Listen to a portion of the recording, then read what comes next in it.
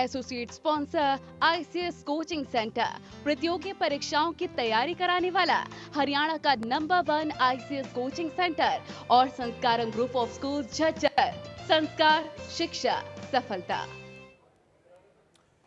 चलिए, तो ब्रेक के बाद हम अगले सत्र की शुरुआत करते हैं। जैसा लगातार हम चर्चा कर रहे हैं और शिक्षा को लेकर देखिए किस तरीके की चुनौतियां थी और फिर उसमें जो तमाम प्राइवेट संस्थान हैं उन्होंने क्या भूमिका निभाई और भविष्य के लिए क्या तैयारी कर रहे हैं, इसका पूरा खाका आपने सुना। लेकिन सरकार के साथ साथ जो काम होते हैं समाज के, उनमें क्या वाकई कुछ गिरावट आ गई है? ये भी अपने आप में एक विषय है, क्योंकि जिम्मेदारी सबकी होती है। हमारा जो अगला विषय वो यही है कि सरकार, समाज और कोरोना, किसान और भविष्य। फिलहाल जेपी दलाल साहब हमारे साथ कृषि मंत्री इस वक्त जुड़ चुके हैं। हम इस चर्चा को आगे बढ़ाएंगे और बहुत जल्दी हमारे साथ ज्ञानचंद गुप्ता जो कि विधानसभा स्पीकर हैं वो भी जुड़ जाएंगे।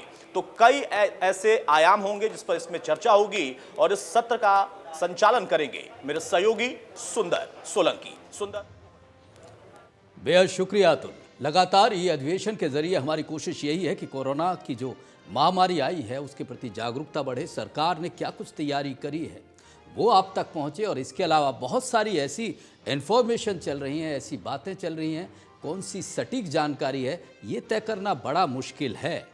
हमारे साथ सूबे के कैबिनेट मंत्री, कृषि मंत्री जेपी दलाल साहब जुड़े हुए हैं। बेहद शुक्रिया सर। सुंदर सोलंकी बोल रहा हूं, नमस्कार। सुंदर भाई प्रणाम। कैसे हैं सर?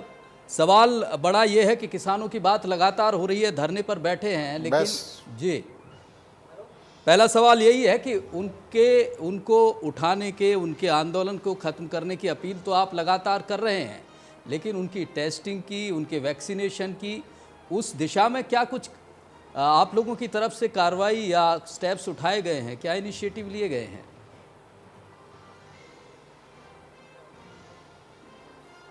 सुंदर भाई, हमारे हेल्थ मिनिस्टर, हमारे मुख्यमंत्री और खुद मैंने भी बार बार किसानों से प्रार्थना की थी कि इस कोरोना बीमारी को गंभीरता से लें और आपको सोशल डिस्टेंसिंग का पालन करना चाहिए। हमने अपनी टीम जो है धरना स्थल पर भेजी और ये प्रार्थना की कि आप वैक्सीनेशन करवाइए, इस बीमारी को गंभीरता से लें। लेकिन दुर्भाग्य से कुछ किसान नेता जी कोरोना का मजाक उड़ाते रहे और उसका परिणाम जो है ये हुआ कि बहुत सारे हमारे ग्रामीण जो किसान भाई हैं, भोले भाले किसान भाई हैं, वो कोरोना की चपेट में आ गए, बहुत नुकसान हुआ है।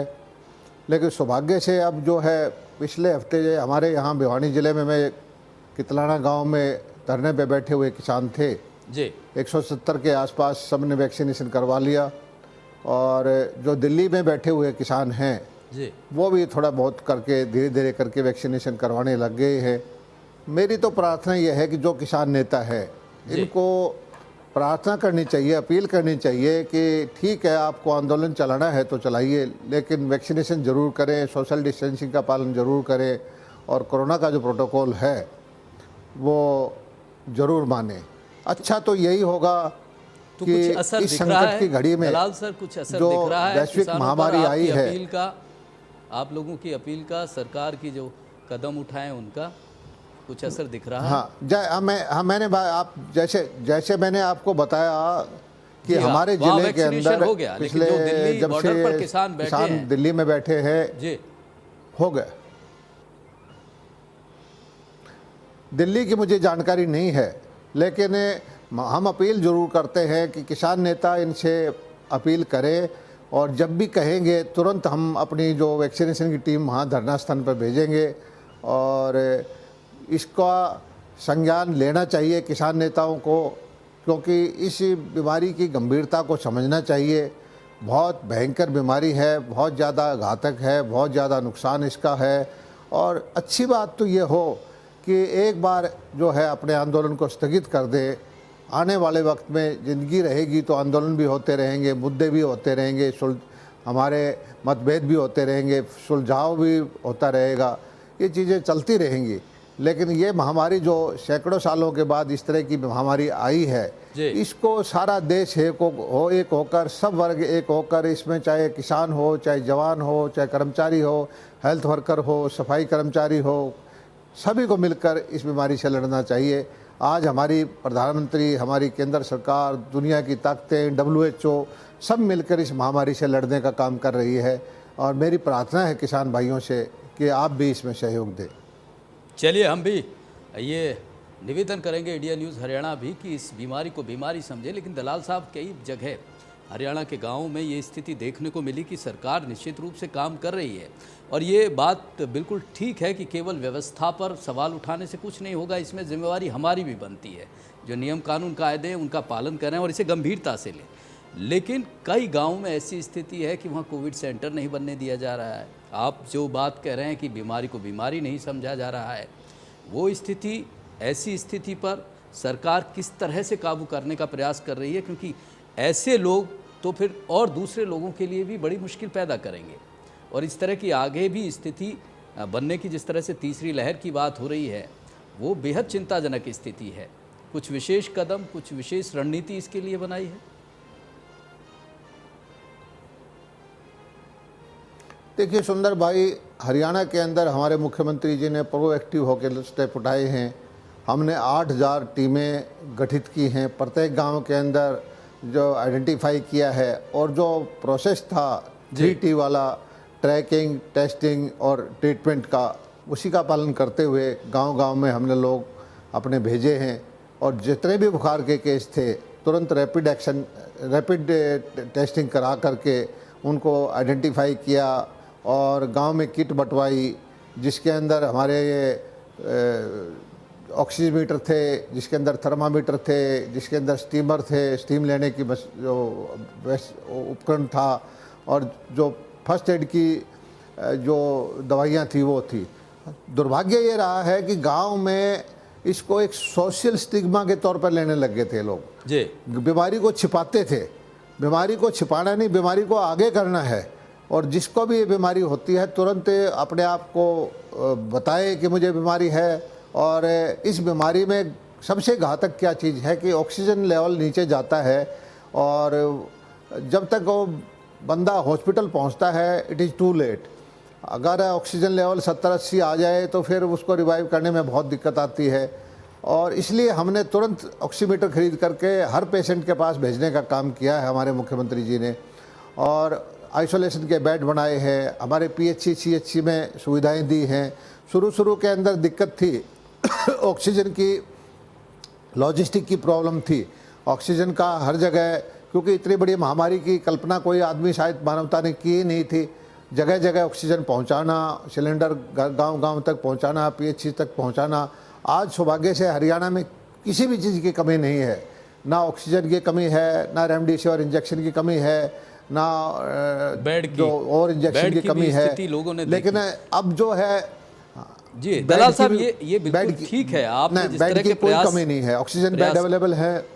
प्रयास जिस तरह से सरकार ने किए सराहनीय है, मानते हैं। लेकिन एक समस्या और आ गई है जी सुंदर जी, एक समस्या और आ गई है। मैं पहले मुझे बताई वक्त दीजिए कि हमारे जो ग्रामीण क्षेत्र के भाई हैं, खास करके किसान वर्ग के, वो आम हॉस्पिटल में बहुत देर से जाते हैं। पहले गांव का जो डॉक्टर है, डॉक्टर तो नहीं कह सकते, जो दवाइयाँ उनको उपलब्ध कराता है उससे दवाइयाँ लेते हैं और उन्होंने जो दवाइयाँ पीस कर उनको दे दिए हैं जिससे कि उनकी इम्यूनिटी कमज़ोर होगी और ये नई ब्लैक फंगस की स्टेरॉइड जो उन्होंने दिए हैं, बड़ी गंभीर चीज़ हो गई है अब कि स्टेरॉइड ले करके उनके ब्लैक फंगस या वाइट फंगस ये नए केस आ गए हैं और ये कोरोना से भी ज़्यादा घातक है। तो मेरी सब ग्रामवासियों से, किसान भाइयों से ये प्रार्थना है कि गाँव में बुखार हो, येलो लाल, पीला, सफ़ेद, ब्लैक, तो गांव में जो इस वक्त जो है, हाँ, गांव में दवाई ना ले, पहले जो क्वालिफाइड डॉक्टर है MBBS MDD उनके पास जाएं और वहाँ पर आपका इलाज फ्री ऑफ कॉस्ट होगा। आपको ऑक्सीजन की जगह ऑक्सीजन मिलेगी, दवाइयाँ मिलेगी, हमारे कुछ समाज सेवी संस्थाएं आपके भोजन की व्यवस्था करेंगी। और इसको सोशल स्टिग्मा ना समझे, इसको कोई निश्चित रूप से बड़ी अपील है, बड़ी अपील है कि जब आपको लक्षण दिखे तुरंत बताएं। ये बहुत बड़ी अपील है। हमारे साथ बने रहिए आप। ज्ञानचंद गुप्ता जी भी जुड़ गए हैं। स्पीकर साहब, स्वागत है आपका। सवाल ये है कि जिस तरह से, एक तो साधुवाद है आपको, क्योंकि जिस तरह की मनमानी प्राइवेट हॉस्पिटल की चल रही थी, बढ़े हुए बिल ले रहे थे, मनमाने दाम वसूल कर रहे थे, मजबूरी का फ़ायदा उठा रहे थे। हमने देखा लगातार आपने किस तरह से ये मुहिम उठाई कि इस तरह की मनमानी बर्दाश्त नहीं की जाएगी। लेकिन सवाल ये है गुप्ता जी कि जो स्थिति जिस तरह से पिछले दिनों देखने को मिली, क्या आप संतुष्ट हैं कि जो इंतज़ामात हुए सरकार की तरफ से वो सही थे, वो उस हिसाब से जो ज़रूरत थी उसके हिसाब से वो बिल्कुल ठीक थे? देखिए सोलंकी जी, सबसे पहले मैं आपका धन्यवाद करता हूं कि आपने मुझे ये मौका दिया कि मैं आप बातचीत। जी शुक्रिया। जहां तक सरकार का प्रश्न है, मैं समझता हूं आदरणीय नरेंद्र मोदी जी के नेतृत्व में उनके हरियाणा प्रदेश के अंदर आदरणीय मनोहर लाल जी के मार्गदर्शन में जिस प्रकार से कोविड के ऊपर कंट्रोल करने के लिए, कोविड की महामारी को रोकने के लिए जो प्रयास मैं समझता हूं कि दिन रात एक, चाहे वो केंद्र की सरकार है, चाहे वो प्रदेश की सरकार, उन्होंने किए, मैं समझता हूं कि इससे ज्यादा संभव नहीं था।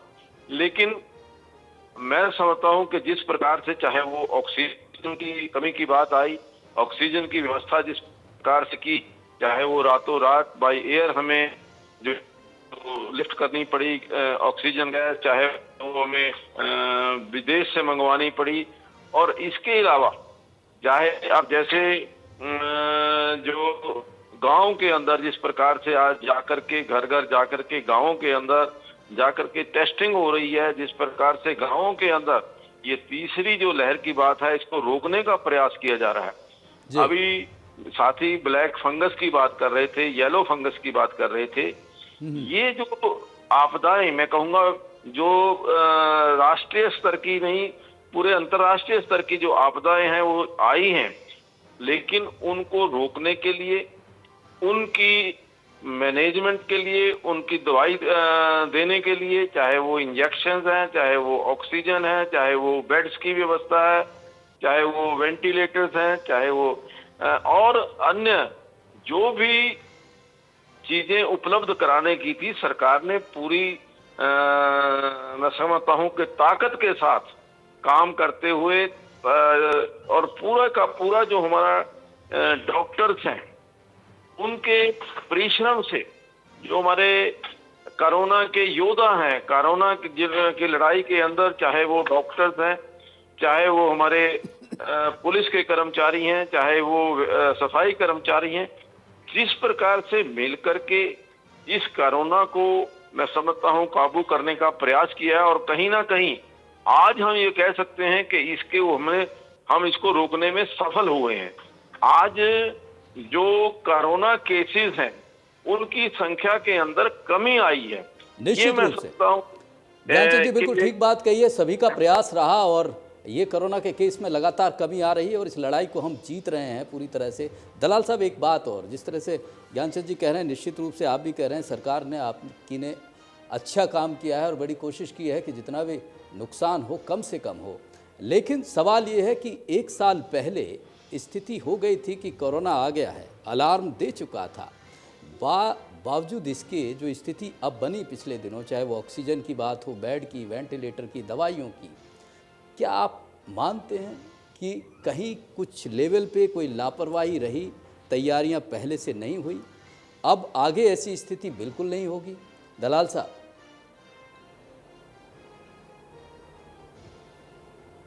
देखिए जी, ये तैयारियां हमारे केंद्रीय नेतृत्व ने, प्रधानमंत्री जी ने, ये सब चीज़ों के लिए बता दिया गया था कि आगे के लिए तैयारी रखें। पीएम केयर फंड से बताया कि भाई ऑक्सीजन के लिए हॉस्पिटल में व्यवस्था करें, वहीं पर ऑक्सीजन वहीं पर तैयार हो। और प्रदेश सरकारों के लेवल पर या कहीं न कहीं कुछ न कुछ ढील तो रही है जी। लेकिन हरियाणा के अंदर ऐसी कोई चीज़ कमी नहीं छोड़ी। हमारे मुख्यमंत्री जी ने तुरंत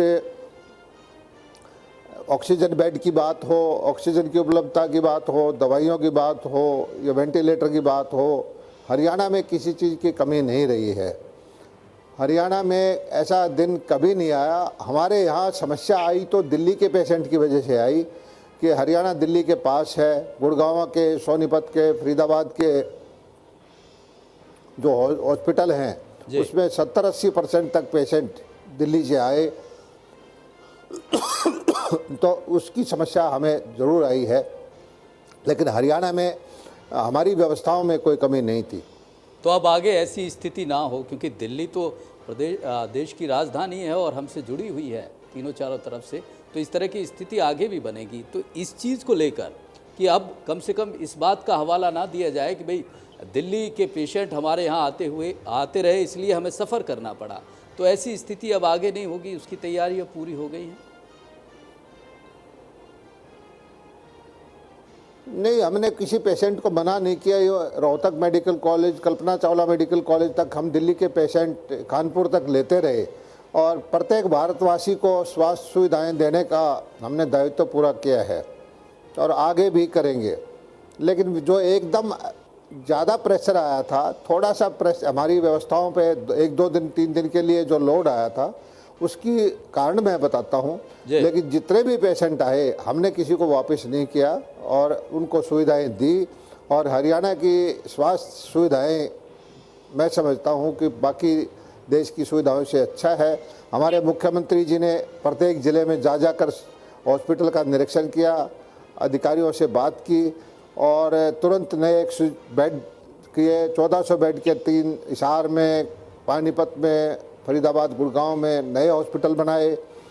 किसी भी तरह की कमी हमारे यहाँ नहीं है। हमारे यहाँ तो कमी है तो एक ही चीज़ की है कि विपक्ष के सकारात्मक रूप की जी।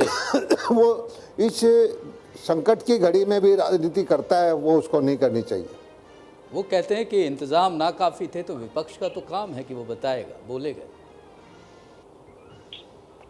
अव्यवस्थाएं थी, नहीं, इंतजाम में नहीं है। उन्होंने हमेशा से विपक्ष का, खासकर कांग्रेस का ये रवैया रहा है कि वो वैक्सीन पे उंगली उठाते रहे, वैक्सीन की क्वालिटी पे शक डालते रहे, वो इसको बीजेपी की वैक्सीन बताते रहे। नेता जो विपक्ष के हैं वो इस तरह की राजनीति कर करके लोगों में भ्रम फैलाया।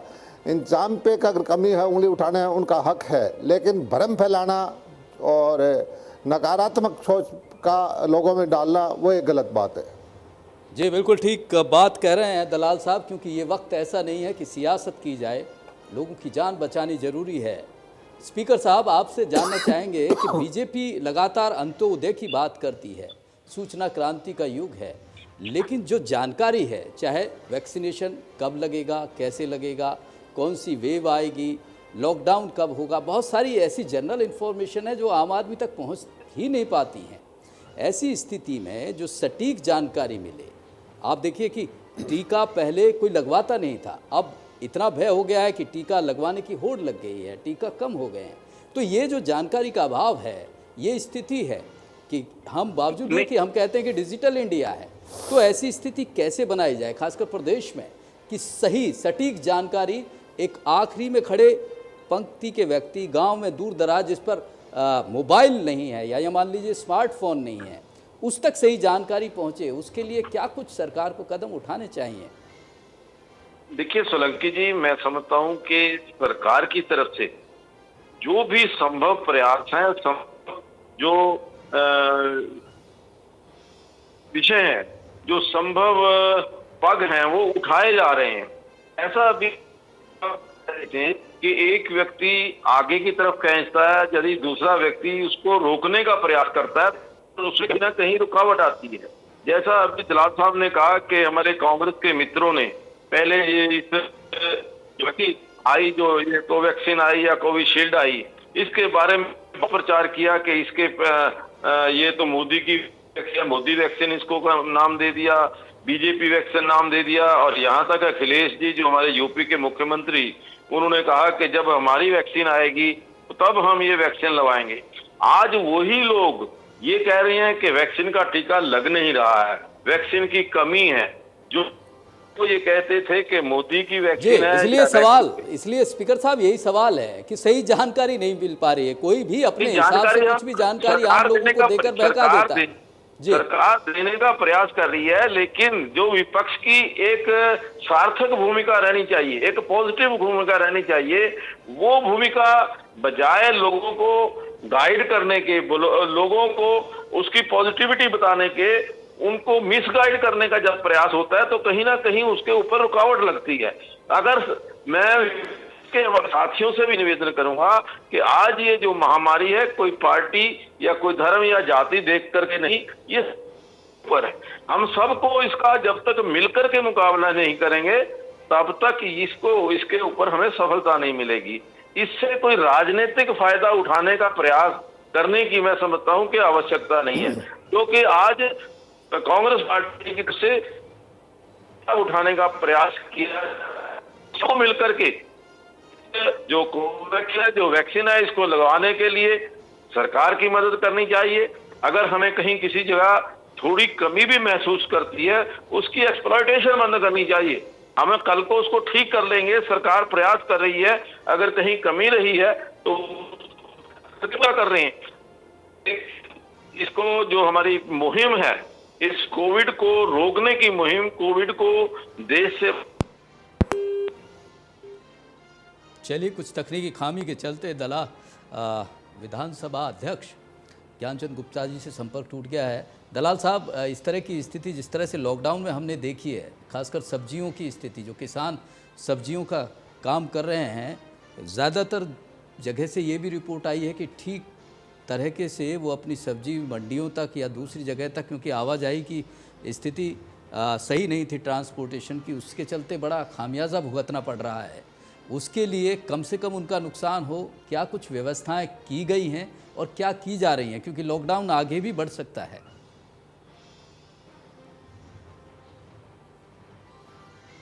सोलंकी जी, सबसे पहले तो मैं सभी किसान भाइयों का तहे दिल से, हृदय की गहराइयों से धन्यवाद करता हूं कि इस कोरोना के संकट में देश की अर्थव्यवस्था को जो बचाने का काम उन्होंने किया है, ये आने वाले वक्त में हमेशा याद रखा जाएगा।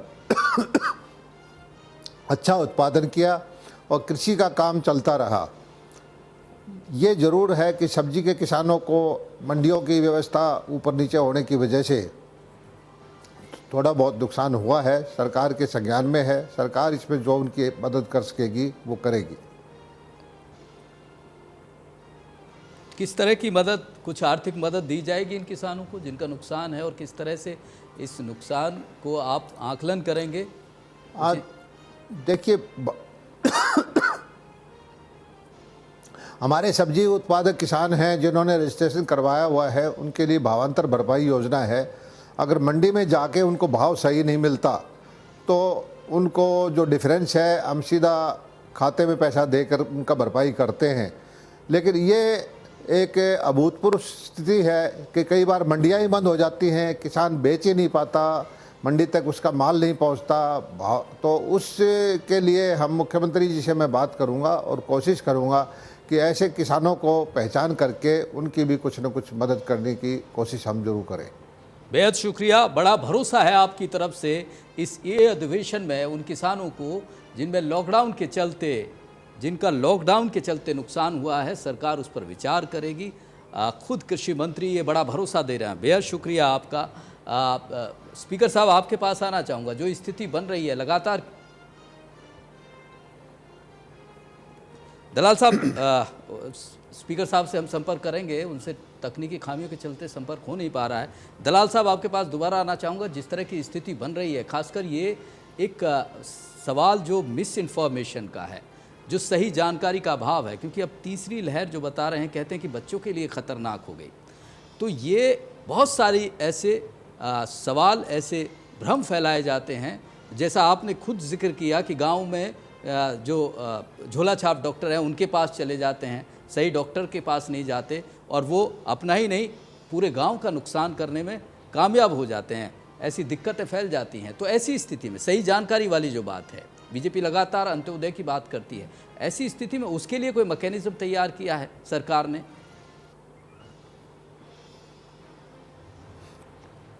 तो हरियाणा सरकार पूरी तरह से फ्रंट फुट पे अपनी खेल रही है। गांव-गांव के अंदर हमने टीमें भेजी हैं। जिला के अधिकारियों से हमारे मुख्यमंत्री जी हर रोज़ संपर्क में रहते हैं, डॉक्टर से संपर्क में रहते हैं और लोगों को जागरूक करने के लिए हम पूरी तरह से लगे हुए हैं। हर ज़िले के अंदर मंत्री की ड्यूटी लगाई हुई है। मेरे पास भी दादरी और भिवानी की जिम्मेदारी है। हम देख पा रहे हैं कि किसी भी तरह के, चाहे गरीब आदमी को राशन बांटने की बात हो, गरीब आदमी को हॉस्पिटलाइज करने की बात हो, या उनको कोई किसी तरह की दिक्कत ना हो, वो सब चीज़ों का ध्यान रख रहे हैं। हम देख रहे हैं कि किसान के काम में कोई रुकावट ना आए, उसकी जो रिपेयर की वर्कशॉप, खाद बीज की दुकानें बंद ना हो, किसान का काम चलता रहे। गांव में सोशल डिस्टेंसिंग का पालन हो, सैनिटाइज गांव-गांव में हमने करवाए हैं। और जिस गांव में बुखार के ज़्यादा केस थे, वहाँ हमने जो रैपिड टेस्ट करा के आइडेंटिफाई किए हैं कोरोना के केस के। ऑक्सीजन के बेड हमने बढ़ाए हैं, आइसोलेशन सेंटर हमने गांव-गांव में बनाए हैं। इवन रोडवेज की बस या पुलिस की जो गाड़ियां होती थी, उनको हमने एम्बुलेंस में कन्वर्ट करवाया है। बहुत काम हुए हैं और इस समाज और ग्रामीण लोग मानते भी हैं कि बड़ी जल्दी से हमने जो संकट की घड़ी थी, जो एक बार लगता था कि ये कंट्रोल में नहीं आएगा, मैं मानता हूं कि हरियाणा प्रशासन ने, सरकार ने और समाज सेवियों ने मिलकर हरियाणा के अंदर जो है कोरोना को कंटेन करने का जो काम किया है, ये बहुत अच्छा काम किया है। हालांकि हमें दुख है कि बहुत सारे लोगों की जान हम नहीं बचा पाए, लेकिन उसमें भी वजह यह रही है कि जानकारी का अभाव। वो गांव के अंदर ही ऑक्सीजन लेवल उनका 60-70 पर आ जाता था, तब वो हॉस्पिटल में आते थे, एकदम वेंटिलेटर की मांग करते थे। तो इस तरह की अभाव में कुछ जानकारी का अभाव निश्चित रूप से हाँ, बहुत सारी दिक्कतों को जन्म दे देता है। ये बात लगातार है कि जानकारी का अभाव, जानकारी सही, सूचना सही और सटीक पहुंचनी चाहिए। हमारे साथ स्पीकर साहब लगातार मौजूद हैं। स्पीकर साहब, जो स्थिति की बात हम कर रहे हैं, दलाल साहब भी यही कह रहे हैं कि गांव में अगर ये नुकसान जो हो रहा है, सही जानकारी नहीं पहुंच रही है। गांव और शहर दोनों की जीवन शैली अलग है। खासकर गाँव की बात करें तो ये गाँव की तरफ पैर पसार रहा है।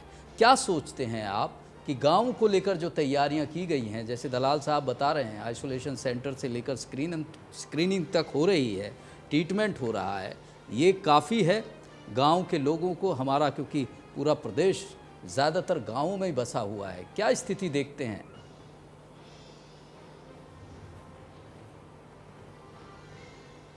अब इस समय पहले से ज्यादा अवेकनिंग है, अवेयरनेस है।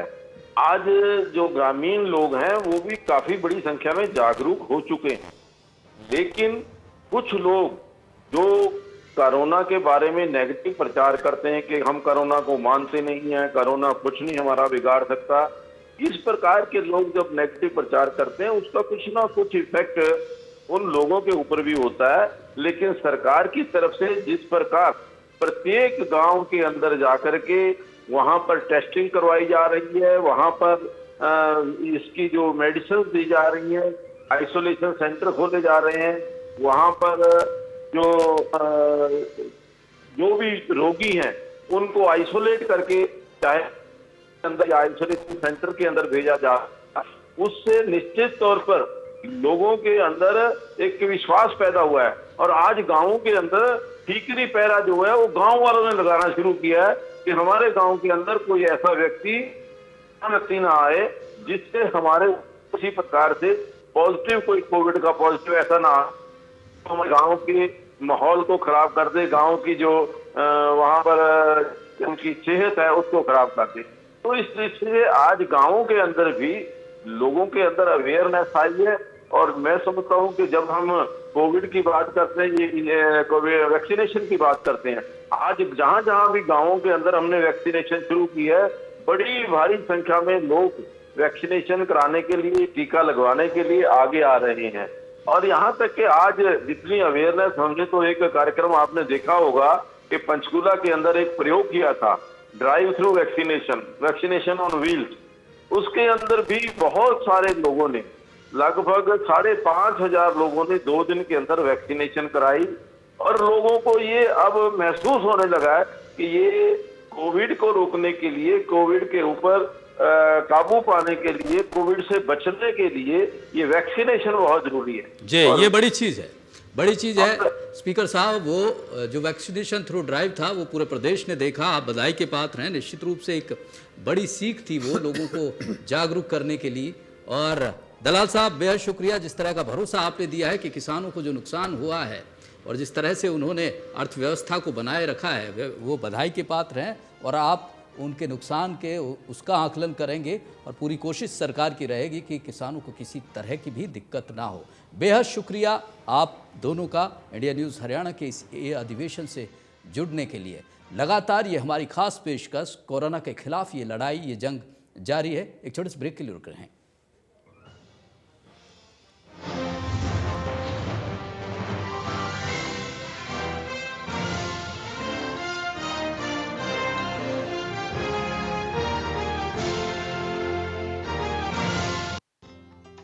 Associate sponsor ICS coaching centre, प्रतियोगी परीक्षाओं की तैयारी कराने वाला हरियाणा का नंबर 1 आईसीएस कोचिंग सेंटर और Sanskaram group of school Jhajjar. संस्कार, शिक्षा,